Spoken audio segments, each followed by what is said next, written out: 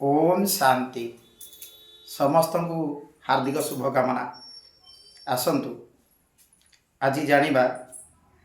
एक मारात्मक रोग जो रोग तो खाद्यर अनियमितता जो होता है। अधिकांश भौणी माने अनियमित ऋतुस्रावर शिकार होई अनेक दुरारोग्यर शिकार होती।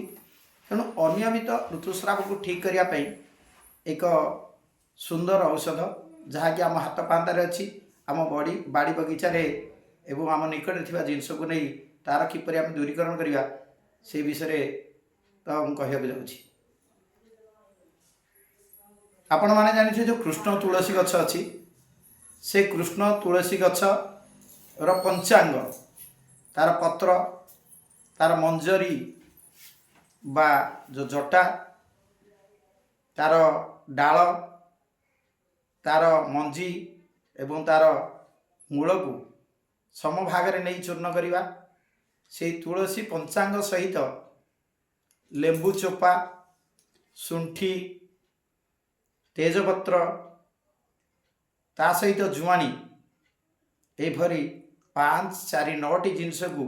समभाग नहीं अर्थात आप 10 ग्राम लाखे ने सबुड़ा 10 ग्राम ने जदि 50 ग्राम ने सबुड़ा 50 ग्राम लाखे नहीं ताकू चूर्ण करवा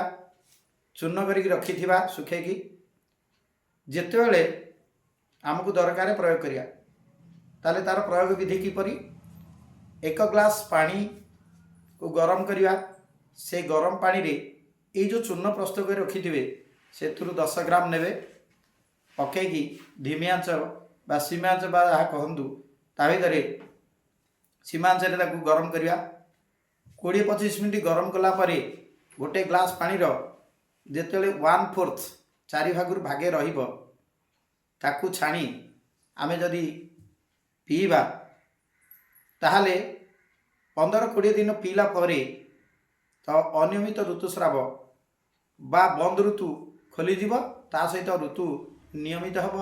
अनेक दुरारोग्य व्याधि आपण रक्षा पाइबे। ओम शांति।